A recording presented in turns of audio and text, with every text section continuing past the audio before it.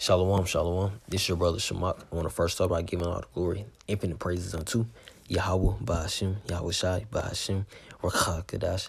Double honors to the apostles and elders of Great Millstone who teach real well and oversees Tabernacle of David. Shalom to the sincere Akim that's pushing and teaches truth across four corners of the earth and giving all the diligence to do so. I just want to go into the account of Joseph proving his faith, maintaining his faith and maintaining his faith through adversity, through while he's getting misjudged, in the land of Egypt under the rulership of Pharaoh. Okay, so this is Genesis chapter 39. I'm gonna touch on Genesis chapter 39, 40, and 41 as well. Okay, so just to dive straight into it, this is Genesis chapter 39, verse 7.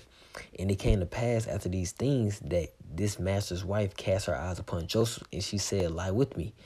Verse 8, but he refused and said unto his master's wife, Behold, my master wotteth not what is with me in the house, and he have committed all they have to my hand. There is none greater in this house than I, neither have he kept back anything from me but thee, because thou art his wife. How then can I do this great wickedness and sin against the Most High? So yeah, the master's wife, man, who was ruling over Joseph, his wife was trying to, basically try to allure him in to commit adultery, and that's wickedness. That's evil against Yahweh Shai. That is against the commandments, man. That's against the law. All right, and it says verse 10. And it came to pass as she had spake to Joseph, so like as she spake to Joseph day by day, that he hearkened not unto her to lie by her or to be with her. See, Joseph was denying that he had to consistently deny the flesh. It doesn't go into detail, but he had to ignore her, ignore that demon, and not be allured by it, But I'm gonna go down to verse 14.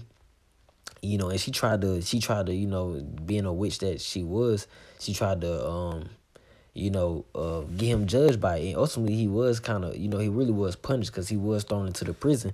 But, that she was trying to put forth her trickery, in verse 14 right here. Okay, but this was part of his life. This was part of his adversity, and this is also going to pertain to us being cast into prison as well. Even though, because, they're going to lie on our name. They're going to persecute us, They're going to throw us into prison because that's what we're going to be tried. It speaks about that in Revelation chapter 2 and 3.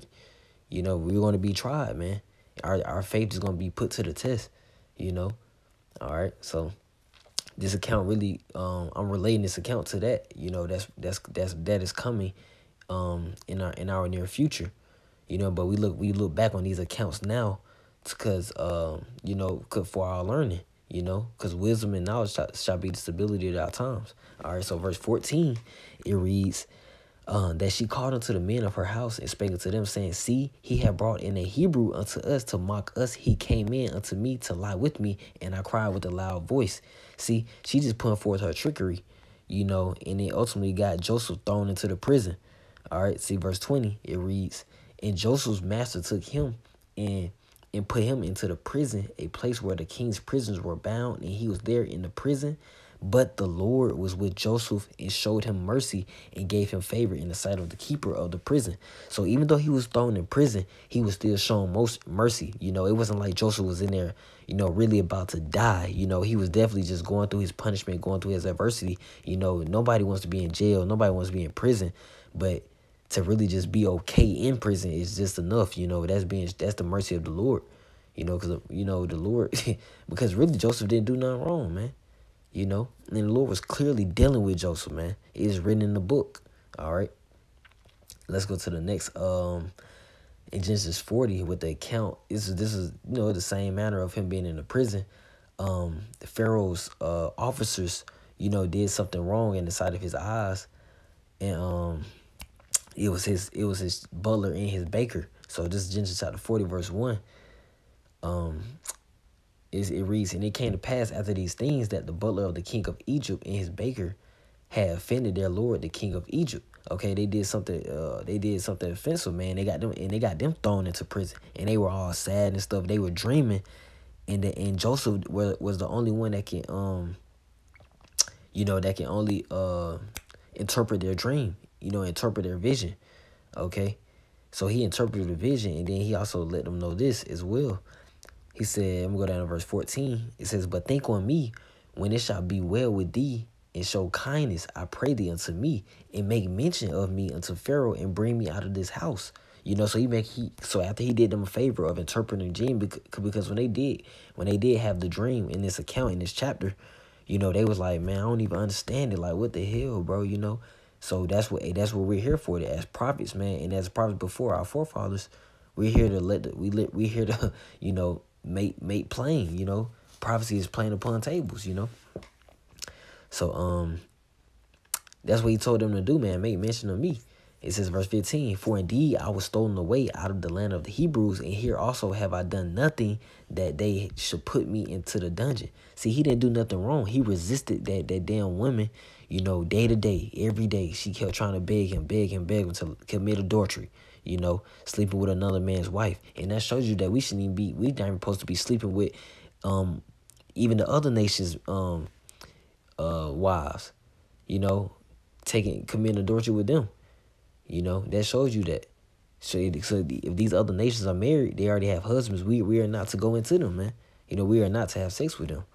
You know, as Joseph did in this account. All right. Hey, sex, man. Let me go down to the account. Let me go down to verse 20. So it says, and it came to pass the third day, Salakia.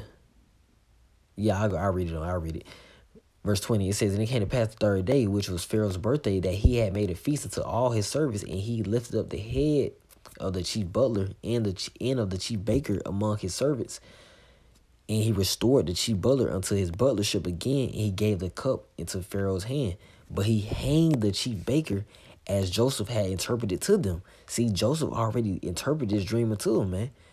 Joseph told them that this was going to happen, okay? And he says, yet did not the chief butler remember Joseph, but forgot him. See, chief butler, while he was in his goodness and his mercy, cause Joseph told him, hey, when you're in your goodness, when you all good and well, when you back doing you, hey, remember me and make mention to Pharaoh. But what the scriptures say, man, he forgot. You know, he forgot him. But hey, the spirit, you're gonna see how the spirit works in Genesis chapter 41, verse 12. See, down in the account, Pharaoh had a dream. Now Pharaoh had a dream, and now Pharaoh was greatly distressed and greatly worried, like, man, what the hell? I can't even understand it. So who do you need? Just like the chief baker and the butler they needed Joseph to interpret it. It's gonna be the same thing's gonna happen. The spirit sets it up for it. Hey, the truth shall come out, man. No matter what, it's gonna have no choice but to come out. Cause this dream has to be interpreted, man. So this is Genesis chapter 41, verse 12. It said, and it reads, and there was there with us a young man, an Hebrew, servant to the captain of the guard, and we told him, and he interpreted to us our dreams. So the butler let him Pharaoh know, like, hey, man, I do know somebody actually to interpret this dream, you know. It says, and we told him, and he interpreted to us our dreams. To each man according to his dream he did interpret. And it came to pass, as he interpreted to us, so it was. Me he restored unto mine office, and him he hanged. See? So the butler let him know, like, hey, he actually do know what he talking about, man. He is actually a man of the Lord. Okay? Cause Pharaoh, those damn magicians and these fake conscious groups out here, the Black Lives Matter and fake rope people out here, man, they don't understand the true essence of what's going on today. You know, just like these magicians in this count couldn't interpret the dream of Pharaoh. All right. Just like this proves that. This Genesis chapter 41, verse 24. And the thin ears devoured the 7 good ears, and I told this unto the magicians, but there was none that could declare it to me. Okay, so that's why Pharaoh had to go get Joseph, you know, and he had to you know, have Joseph interpret the dream. And Joseph ultimately interpreted that, you know, the famine that it was coming in the land of Egypt. And it was gonna be 7 years. All right, I'll just read it. Edification says, this is Genesis chapter 41, verse 30. And there shall arise after them 7 years of famine, and all the plenty shall be forgotten in the land of Egypt, and the famine shall consume the land, and the plenty shall not be known in the land by the reason of that famine following, but it shall be very, very grievous. It says, and for that the dream was double unto Pharaoh twice, it is because the thing is established by the Most High, and the Most High will shortly bring it to pass. Now therefore let Pharaoh look out a man discreet and wise and set him over the land of Egypt. See, Pharaoh like, man, hey, you gotta put him over the land of Egypt, man. You know? All right. He just he just warned him. Okay. So I'm gonna go down later on in the chapter. In verse 38.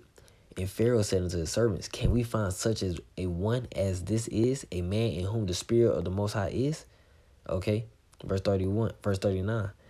And Pharaoh said unto Joseph, forasmuch as God hath shown thee all this, there is none so discreet and wise as thou art. Because Joseph the Israelite, man. He's a Hebrew Israelite. There's no spirits on earth as wise as us, man, as discreet as us, man. Today, especially being a prophet, especially being a man of the Lord. And Joseph, fighting through that adversity, proved his faith, man.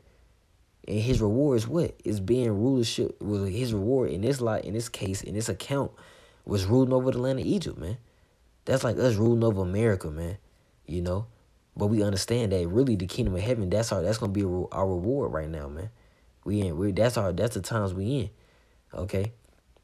Verse 40. Thou shalt be over my house, and according to thy word shall all my people be ruled. Only in the throne will I be greater than thou. And Pharaoh said unto Joseph, see, I have set thee over all the land of Egypt. See, that was Joseph's reward, man. He was set over the land of Egypt. Because what? He didn't do anything wrong. He didn't do anything unlawful that the woman was trying to lie on him about. But the spirit had to be shown, you know, through him being a prophet. You know, the spirit was shown how he interpreted the dreams of the chief baker and the chief butler, who were officers of Pharaoh. You know, it had to be shown, and it was shown unto Pharaoh for him to believe as well, man. And he got his reward. All right, so verse 41, verse 42. And Pharaoh took off his ring from his hand and put it on Joseph's hand, and arrayed him in vestments of fine linen, and put a gold chain about his neck. See, Joseph, now he's in good standing, man. You know, even the heathen, even these other nations which are spit to the Most High, bear witness because we understand that we are gods on earth, man. We have spiritual power, man. You know, they couldn't understand their dreams, they couldn't understand their visions. It took a Hebrew Israelite to understand it, man. All right. And he made him to ride in the second chariot which he had, and they cried before him, bowed the knee. And he made him ruler of all the land of Egypt. All right. And then you know, him being a ruler over the land of Egypt, as it was set up, of course, by the Lord, the famine, it allowed in these later verses down here in the chapter, it allowed Joseph, you know, in all the lands, it allowed Joseph in the lot that Joseph had and ruled over, his land wasn't suffering from the famine, you know. Because look, in verse 50, I started verse 56. It says, and the famine was over all the face of the earth, and Joseph opened all the storehouses and sold unto the Egyptians, and the famine waxed sore in the land of Egypt, and all countries came into Egypt to Joseph for to buy corn because that the famine was so sore in all the lands. See, Joseph, he was good, man. His reward, he was over Egypt, and he was living through the famine. You know, he was living through in that land while others were dying of starvation. And that famine is coming again. And the Lord's going to make sure we're good, man. Because what?